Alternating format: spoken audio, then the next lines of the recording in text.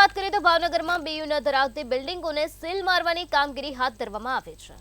Town development અને planning વિભાગ મેદાને જોવા મળી રહ્યું છે। 2 બિલ્ડિંગ સહિત 46 દુકાનને સીલ મારવામાં આવ્યા છે। ફાયર સર્ટિફિકેટ મેળવ્યા વગર કોમ્પ્લેક્સ કાર્યરત હતા। તો બીયુ ન ધરાવતી બિલ્ડિંગોને સીલ કરવાની કામગીરી કરવામાં આવી। ટાઉન ડેવલપમેન્ટ અને પ્લાનિંગ વિભાગ મેદાનમાં જોવા મળી રહ્યું છે, ત્યારે ફાયર સર્ટિફિકેટ મેળવ્યા વગરના કોમ્પ્લેક્સ કાર્યરત જોવા મળ્યા હતા। તો 2 બિલ્ડિંગ સહિત 46 દુકાનને સીલ મારવાની કામગીરી કરવામાં આવી છે।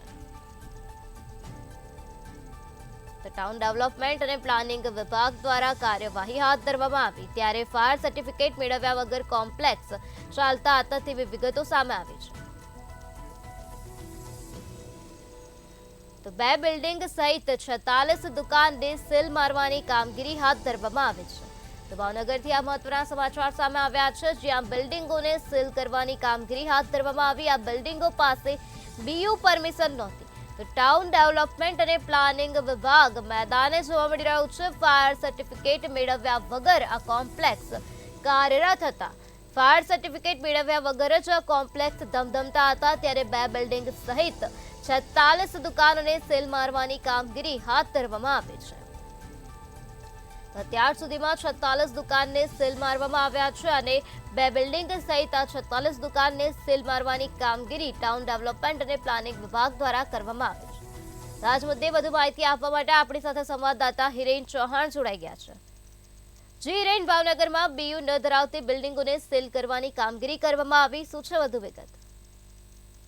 ચોક્કસ જણાવો તો રાજકોટની જે ટીઆરપી ગેમઝોન અગ્નિકાંડ બાદ ભાવનગર તંત્ર દ્વારા ફાયર વિભાગે જે ફાયરની એનઓસી હોય તેવી બિલ્ડિંગે સીલ મારવાની કામગીરી હાથ ધરવામાં આવી હતી, પરંતુ કહી શકાય કે જે નવનિર્મિત બિલ્ડિંગ હોય છે જેને 6 મહિના જે કાર્યરત તેરાની જે બિલ્ડિંગ હોય છે તેને પણ સીલ મારવાતા સવાલો ઉઠી રહ્યા હતા કે આવી બિલ્ડિંગો જે છે તેને બીયુ પરમિશન વગર એવી રીતના શરૂ કરવામાં આવી, કારણ કે જે બિલ્ડિંગ પાસે ફાયર સેફટીના અભાવ છે તેવી નવી બિલ્ડિંગોને પણ ફાયર વિભાગ સીલ મારતી હતી।